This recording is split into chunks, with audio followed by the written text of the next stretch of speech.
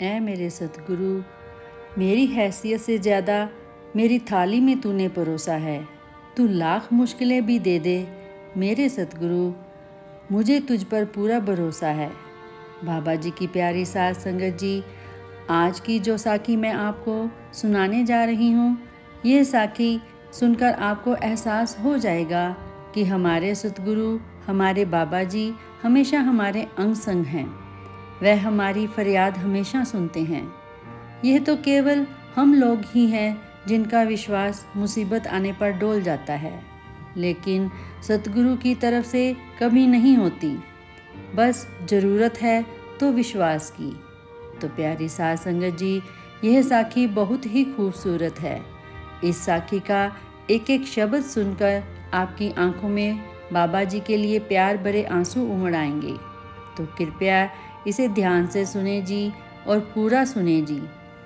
एक बार गुरु को मानने वाला बहुत बड़ा सेठ था, जिसके पास धन दौलत की तो कोई कमी नहीं थी, लेकिन उसे समस्या यह थी कि कभी कभी उसे रात को नींद नहीं आती थी।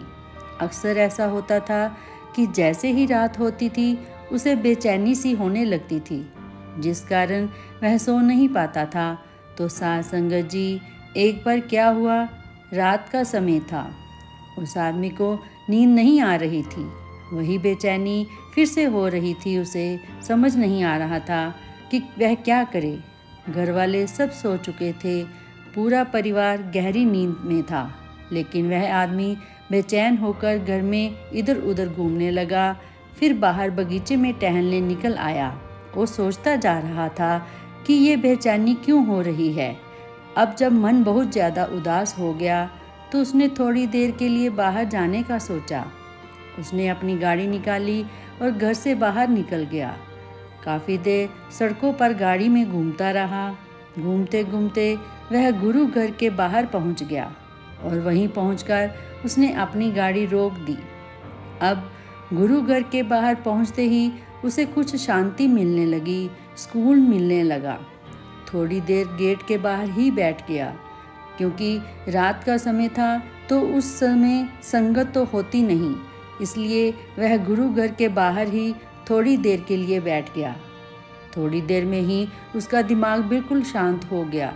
अब जैसे ही वह वहाँ से उठकर अपने घर की ओर जाने लगा तो उस सेठ को कहीं से रोने की आवाज़ आई। देखा तो गेट की दूसरी ओर एक गरीब आदमी सतगुरु से प्रार्थना कर रहा था, अरदास कर रहा था, और अरदास करते करते उसकी आंखों से आंसू निकल रहे थे।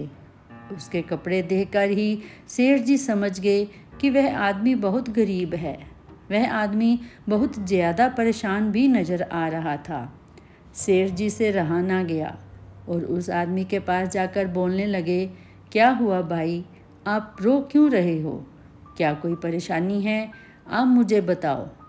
अब वह रोता हुआ गरीब आदमी उस सेठ से कहने लगा कि मेरा बच्चा बहुत बीमार है और अस्पताल में दाखिल है, लेकिन मैं बहुत परेशान हूँ, क्योंकि मेरे पास तो इलाज के लिए पैसे भी नहीं हैं, और अगर समय पर उसका इलाज नहीं हुआ तो बच्चे को बचाना बहुत मुश्किल हो जाएगा। और डॉक्टर ने साफ साफ कह दिया है, यदि पैसे नहीं हैं तो अपने बच्चे को यहाँ से ले जाओ, क्योंकि अस्पताल में बिना पैसे के कोई इलाज नहीं होगा।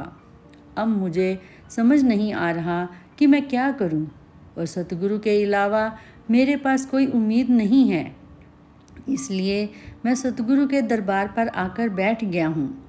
अब बाबा जी के अलावा मेरा और कौन है इस दुनिया में? अब जो करेंगे वही करेंगे। उस गरीब आदमी की बात सुनकर अब सेठ को बड़ा ही दुख हुआ। फिर वह कुछ सोचकर बोला, अच्छा मुझे एक बात तो बताओ, तुम्हारे बेटे के ऑपरेशन और इलाज के लिए तुम्हें कितने पैसे चाहिए? तो उस गरीब आदमी ने बोला, सब कुछ मिलाकर 3 लाख की ज़रूरत है। तो सेठ जी बोले कि तुम यहाँ पर मेरा इंतज़ार करो, मैं थोड़ी देर में पैसे लेकर आता हूँ। अब वह सेठ जी अपने घर गए और जितने पैसे उस गरीब आदमी को चाहिए थे लेकर आ गए। उसके हाथ में पैसे पकड़ाए। अब उस गरीब आदमी की आंखों में चमक आ गई और सेठ जी का धन्यवाद करने लगा। तभी सेठ ने अपनी जेब से अपना विजिटिंग कार्ड निकाला और गरीब आदमी को देते हुए बोला, इसमें मेरे घर का पता और मेरा फ़ोन नंबर लिखा हुआ है। इसके बाद भी अगर तुम्हें कुछ पैसे की ज़रूरत हो तो मुझे फ़ोन कर देना, मैं पैसे लेकर तुम्हारे पास पहुंच जाऊंगा। किसी बात की चिंता मत करना। अब साध संगत जी, उस गरीब आदमी ने सेठ को जो जवाब दिया वह जवाब सुनकर आप हैरान रह जाएंगे। उस गरीब आदमी ने कहा, नहीं सेठ जी, आप यह कार्ड मुझे नहीं चाहिए, मेरे पास एड्रेस है। अब वह सेठ जी आश्चर्य में पड़ गए और बोले, तुम्हारे पास मेरा एड्रेस कैसे आया, किसने बताया? मैं तो तुमसे पहली बार मिला हूँ। तो अब वह गरीब आदमी बोलने लगा कि सेठ जी, मेरे पास आपका एड्रेस नहीं है, मेरे पास मेरे मालिक का एड्रेस है, उस सच्चे पातशाह का एड्रेस है जिसने आपको इतनी रात को मेरी मदद करने के लिए यहाँ पर मेरे पास भेजा है। अगर मेरे सतगुरु मेरी मदद करने के लिए आज आपको भेज सकते हैं तो कल भी मेरी मदद करने के लिए वह ज़रूर आएंगे। मुझे पूरा विश्वास है, पूरा भरोसा है अपने बाबा जी पर। अब उस गरीब आदमी की बात सुनकर सेठ बड़ा प्रभावित हुआ और उसकी मदद करके सेठ का मन भी बड़ा हल्का हो गया। उसकी बेचैनी ख़त्म हो गई और वापस अपने घर जाकर चैन की नींद सो गया। और इधर वह गरीब आदमी बाबा जी का लख लख शुक्रिया करता हुआ अपने घर को लौट गया। तो प्यारी साध संगत जी, हमें भी अपने बाबा जी पर ऐसा ही दृढ़ विश्वास होना चाहिए जैसा उस गरीब आदमी को था। लेकिन हम लोगों में वैसा विश्वास है ही नहीं, क्योंकि हम तो मुसीबत और परेशानी आने पर डोल जाते हैं। और साध संगत जी, कहने को तो हम कह देते हैं कि हमें सतगुरु पर पूरा विश्वास है, लेकिन अपने मन से पूछिए कि जैसे ही कोई परेशानी आती है हम कहते हैं, हे सच्चे पातशाह, ये आपने क्या किया। जैसे ही कोई बीमारी आई तो हम बाबा जी से पूछते हैं, बाबा जी ऐसा मेरे साथ ही क्यों किया, मैं तो सेवा सिमरन सब करता हूँ, फिर मुझे ही इतने दुख क्यों दिए। हमारा विश्वास ही डगमगा जाता है। लेकिन संगत जी, बिना विश्वास के भक्ति और प्रार्थना अधूरी है। आप दिल से उस मालिक को याद करके तो देखो, वह मालिक जरूर सुनता है। जिस व्यक्ति का विश्वास अपने सतगुरु पर हर परिस्थिति में बना रहता है, सतगुरु भी उसका विश्वास किसी भी परिस्थिति में टूटने नहीं देते। तो साध संगत जी, मालिक पर विश्वास से जुड़ी एक और साखी मैं आपके साथ साझा करना चाहती हूँ। एक बादशाह था। वह जब नमाज के लिए मस्जिद जाता तो दो फकीर उसके दाएं और बाएं बैठा करते। दाईं तरफ वाला कहता, या अल्लाह, तूने बादशाह को बहुत कुछ दिया है, मुझे भी दे दो।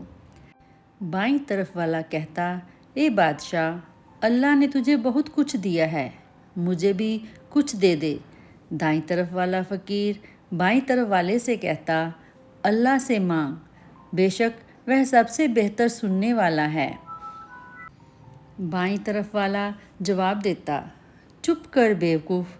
एक बार बादशाह ने अपने वजीर को बुलाया और कहा कि मस्जिद में दाईं तरफ जो फ़कीर बैठता है वह हमेशा अल्लाह से मांगता है, तो बेशक अल्लाह उसकी ज़रूर सुनेगा। लेकिन जो बाईं तरफ बैठता है वह हमेशा मुझसे फरियाद करता रहता है। तो तुम ऐसा करो कि एक बड़े से बर्तन में खीर भर के उसमें अशरफियाँ डाल दो और वह उसको दे आओ। वजीर ने ऐसा ही किया। अब वह फ़कीर मज़े से खीर खाते खाते दूसरे फ़कीर को चिढ़ाता हुआ बोला, बड़ा आया अल्लाह देगा। ये देख, बादशाह से मांगा मिल गया ना। खाने के बाद जब इसका पेट भर गया तो इसने खीर से भरा बर्तन उस दूसरे फ़कीर को दे दिया और कहा, ले पकड़, तू भी खा ले बेवकूफ़। अगले दिन जब बादशाह नमाज के लिए मस्जिद आया तो देखा कि बाईं तरफ वाला फ़कीर तो आज भी वैसे ही बैठा है, लेकिन दाईं तरफ वाला गायब है। बादशाह ने चौंक कर उससे पूछा, क्या तुझे खीर से भरा बर्तन नहीं मिला? फ़कीर, जी मिला ना बादशाह सलामत, क्या लजीज खीर थी। मैंने खूब पेट भर कर खाई। फिर वह जो दूसरा फ़कीर यहाँ बैठता है, मैंने उसको दे दी। बेवकूफ़ हमेशा कहता रहता है, अल्लाह देगा, अल्लाह देगा। बादशाह मुस्कुराकर बोला, बेशक अल्लाह ने उसे दे दिया। तो संगत जी, इसी तरह हमें भी उस कुल मालिक से ही अरदास करनी चाहिए। जब भी कोई दुख हो, मन परेशान हो, तो केवल सच्चे मन से अपने सतगुरु को याद करो, सिमरन करो। वह सतगुरु हमारी हर परेशानी दूर कर देंगे। बस ज़रूरत है तो केवल अटूट विश्वास की। कौन कहता है कि तेरे दर पर मांगने वाला गरीब होता है? जो तेरे दर पर पहुंच जाए वह सबसे खुश नसीब होता है।